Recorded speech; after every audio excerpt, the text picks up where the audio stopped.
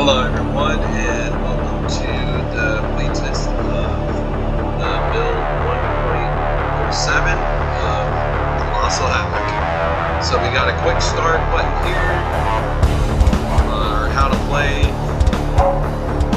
So we got explore the environment, drink the potion, become monster size. You'll see what that means here in a minute. This we're still working on, collect 3 out of 5 stars to advance level. Destroy the environment to unlock in-game extras. So basically, this scoring system will eventually unlock more in-game content. The level select, we'll bring that up in a minute. Options. So as you can see, it kind of brought down the music level some. So we by adjusting it here, and then the sound effects in-game, which we don't really have much right now. Adjust these, but whatever they are from the main menu is what they will end up being in-game. Then also the controls are right here in the options screen. Move the character with WASD on the keyboard, which is your typical movement. This one, the press number 2 on keyboard to grow is no longer valid. I'm going to have to take that out because we have motions table that we just implemented pretty recently, so now this no longer is needed. Use the mouse pad to rotate the camera, which when you're playing as the character, that's the way you look around. Hit the buildings with the left mouse click button to damage the buildings and such, and that's how you would do that.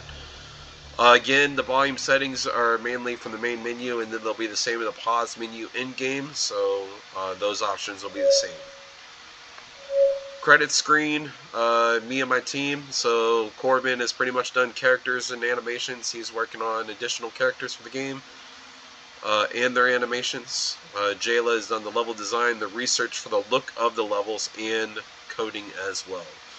For me, I did the widget menus that you can see that are interactive here. Some of the research for coding, and I did a mini-map in-game as well. So, alright, and then if I wanted to quit out from here, first I want to bring attention to this. This is a working title, and we're in the first sprint. This is the Unreal Edition that we use, the 5.3. So if we quit the game, if I click yes, they would go out of the game, but if I click no, it'll bring me back here to the main menu. So right now, this is the rest of it. So if I hit quick start, it'll bring me directly into a map that we have set underneath that, just to bring me to the level. So let me show you that real quick. I have a loading screen here, the level loading. Please stand by, and then here is some level music. There's the growth potion, as you can see, the mini map up in the top right. So let's show you what this looks like real quick. So we interact with this potion, and the character has that animation, and the character dies, but then the character then becomes a huge monster.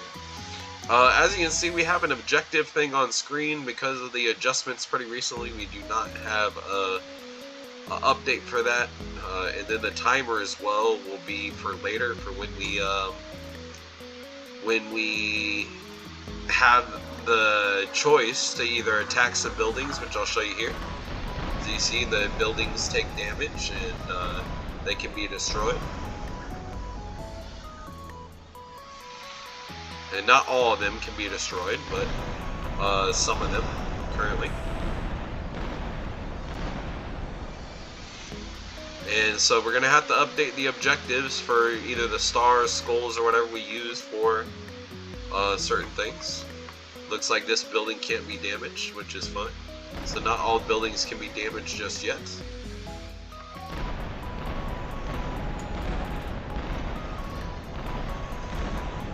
So whatever buildings I get rid of, they'll show up in the score in the end there. And then so the whole idea with the objectives that we put in, that we had to make some adjustments on, is where it's like a search the environment, and then if you find those things, they'll update the progress bar. then as you can see in the bottom as well, the progress bar that we currently have for this build, it currently goes with the hit the buildings and they crumble, and so that kind of works for the moment. We've already got 3 stars, as you can see, or what would be 3 stars, you know, if we kept this particular version of our game. But if we added the other way, then the progress bar would update when you find, you know, said item, you know, with 1 picture of whichever item we found. And we're still discussing that as a team, still working on it. But so this objective will stay the same throughout, but we have this. Oh, look at that, 500, and you win. So I guess it just loaded the game back. But anyway, you had the splash screen there that just popped up right before the main menu. That's supposed to be advertising us. Alright, so that was if we went into Quick Start. Now if we go to Level Select, here's our world map. We click back to go back here. Well, we can go to the test map, which shows you our testing stuff. We were just playing in USA just now, and so we'll do the test map and then we'll go over to Japan. So again, level loading. Alright, so we go out here, we interact with this potion right here, and this will allow our character to grow.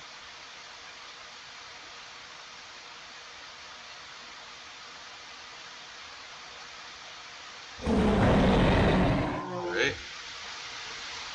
And these characters are completely new.